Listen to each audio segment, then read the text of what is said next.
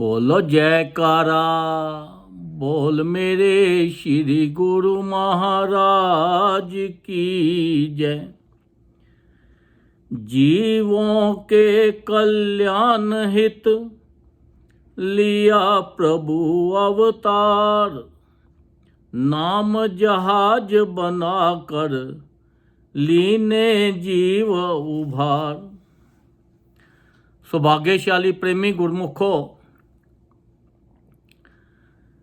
संसार के अंदर हर इंसान की दौड़ एक ही लगी है कि मैं सांसारिक धन कैसे कमाऊं और ज़्यादा से ज़्यादा धन कमाऊं। ये सांसारिक धन के पीछे सब लगे हुए हैं, तो उनको अपना परलोक का कुछ मालूम ही नहीं है कि जो परलोक जाना है तो हमें वहाँ का धन भी तो इकट्ठा करना है। इसके साथ साथ यहाँ का जो धन है, ये तो जितना आप कमाओगे उतनी आपकी तृष्णा और बढ़ती चली जाएगी और बढ़ती चली जाएगी। ये तृष्णा कभी कम नहीं होगी और इसके साथ साथ आपका सुकून उड़ जाएगा। आप रात बार दिन बार कहीं भी बैठते रहेंगे, बस यही सोचते रहेंगे कि ये धन कैसे कमाना है।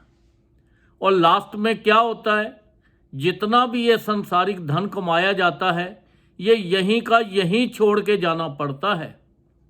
ये धन हमारे साथ नहीं जाने वाला, हमारे साथ तो जाने वाला परलोक का धन है, जो आग में जल नहीं सकता, पानी में डूब नहीं सकता, हवा में सूख नहीं सकता और उसको कोई चोरी भी नहीं कर सकता। वो है नाम धन। अब देखो, हवा एक बार हवा कह रही थी कि मेरी तरह सारे आज़ाद हो जाओ, स्वतंत्र हो जाओ। देखो, हवा को कोई रोक सकता है? नहीं रोक सकता। वो निर्लय है, उसको कोई भी ना छू सकता है, ना टच कर सकता है, ना कुछ कर सकता है। हवा इतनी आज़ाद है। हवा ने रूह को बोला कि तू भी मेरी तरह आज़ाद हो जा, पर रूह को बताया कि आज़ाद कैसे होना है।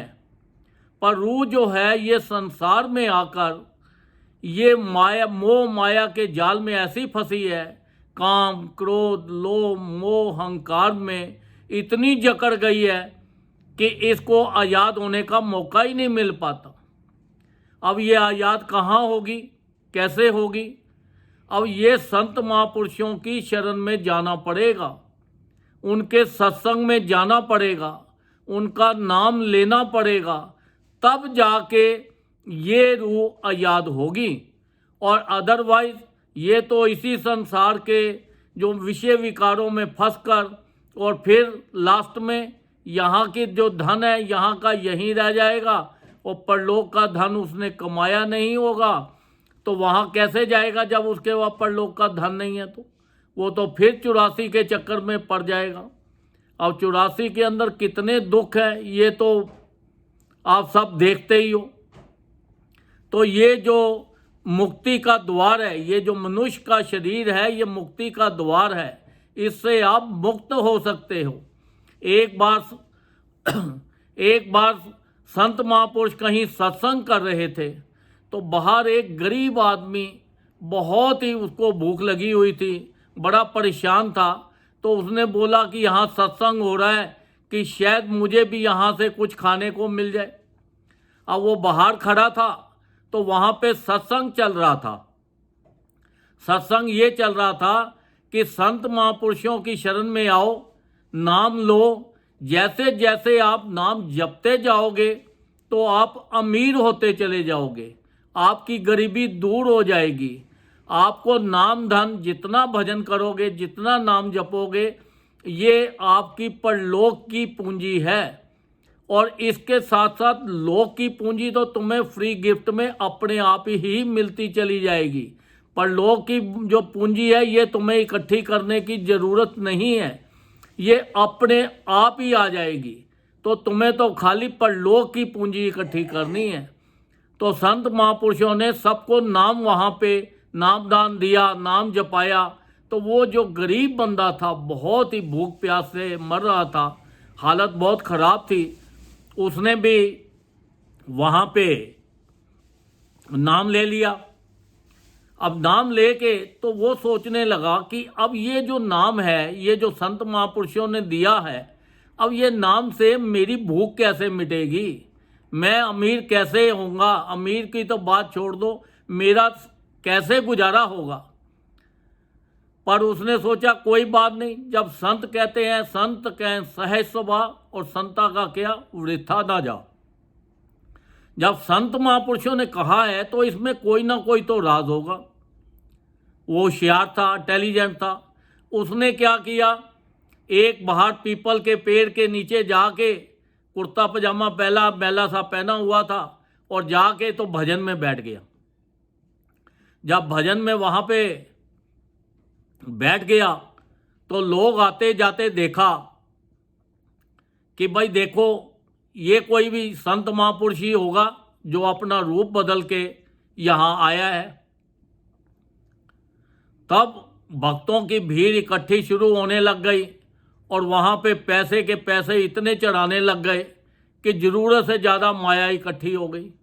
लोगों ने वहाँ पे लंगर लगवाने शुरू कर दिए। तो वो देखता है, सोचता है कि संत महापुरुषों ने सही कहा था कि जहाँ पर ये नाम होगा तो वहाँ किसी भी चीज़ की कमी नहीं रहेगी। तो वो बस फिर उसने हमेशा के लिए नाम जपता रहा। तो लास्ट में वो संत महापुरुषों की शरण में आया और संत महापुरुषों ने उन्हें नाम दे के और उसे महात्मा बना दिया। और वो जगह जगह जाता और सत्संग करता और लोगों का कल्याण करता और लोगों को यही बताता कि देखो, जितना ज़्यादा नाम जपोगे, और नाम के अंदर इतनी ताकत है कि आपका लोक की, संसार की गरीबी भी दूर हो जाएगी और परलोक की गरीबी भी दूर हो जाएगी। तो हमारे देखो, श्री गुरु महाराज जी ने हमारे लिए कितने आसान तरीके बना दिए हैं। 5 नियम, श्री आरती, पूजा, सत्संग, सेवा, सिमरन और ध्यान, जो श्रद्धा सहित करे निश्चय हो कल्याण। वो कहते हैं ये जो 5 नियम हैं, इसका कोई टाइमिंग नहीं है। आप कहीं पे भी, कहाँ पे भी, आप किसी देश में हो, विदेश में हो, घर में हो, बाहर हो, सुबह हो, शाम हो, रात हो, कहीं पे भी बैठे ये 5 नियमों का पालन करो। तो इसलिए जो ये 5 नियमों का पालन करता है, सत्संग में जाता है, भजन करता है, आरती पूजा करता है और तन मन धन से अपने आप को संत महापुरुषों को समर्पण कर देता है, तो देखो उसका लोक भी सुखी हो जाता है और परलोक भी सुखी हो जाता है। हम जिस माया के पीछे इधर इधर भटक रहे हैं, ये माया पे पीछे हमें भटकने की ज़रूरत नहीं है, क्योंकि हम माया के पीछे, संसारिक माया के पीछे भटक रहे हैं। इसलिए हम परेशान हैं, दुखी हैं और हमें रात को नींद भी नहीं आती और परेशान रहते हैं। अगर हम नाम जपें तो ये सब चीज़ें हमारे पास अपने आप ही आ जाएंगी और हमें हमेशा हम खुश रहेंगे और संसार के अंदर कहीं पे भी जाएंगे अपना ऊंचा उज्जवल मुंह लेके जाएंगे। हर जगह पे आपको इज्जत मिलेगी, मान मिलेगी, सुख, संसारिक सुख मिलेंगे। तो इसलिए जो नाम के अंदर ताकत है उससे ज़्यादा किसी को मालूम नहीं है कि नाम में कितनी ताकत है। और हमारे श्वास जो हैं कितने कीमती हैं, ये इसका भी कोई अंदाज़ा नहीं है। अगर 3 लोगों की कीमत एक श्वास के आगे डाल दें तो वो भी कम है। तो हमें अपने ये जो श्वास खराब कर रहे हैं, एक एक श्वास इतना कीमती होते हुए हमें ये नाम जपें ताकि हमारा लोक भी सुखी हो जाए और हमारा परलोक भी सुखी हो जाए। हम इस संसार से खुशी से, हंसते हंसते, स्माइलिंग फेस से उस परमात्मा की ज्योत में ज्योत लीन हो जाएं, जहाँ से आना जाना संसार का ख़त्म हो जाता है और 84 लाख योनि से बच सकें। मेन मकसद यही है कि हमें ज़्यादा 84 में नहीं फंसना। अब ये 84 से बचने का हमारा एक ही रास्ता कुदरत ने हमें दिया है वो है मनुष्य शरीर, और इससे जितना ज़्यादा से ज़्यादा हम नाम जपें, सेवा करें, सत्संग में जाएं, सबके लिए अच्छा सोचें और सबके लिए अच्छा करें। अगर आपके लिए कोई बुरा भी सोचता है तो उसके लिए भी आप अच्छा ही सोचो।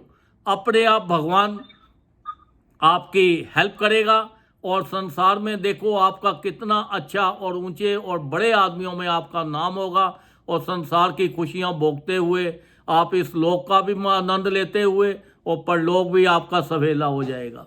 बोलो जयकारा, बोल मेरे श्री गुरु महाराज की जय।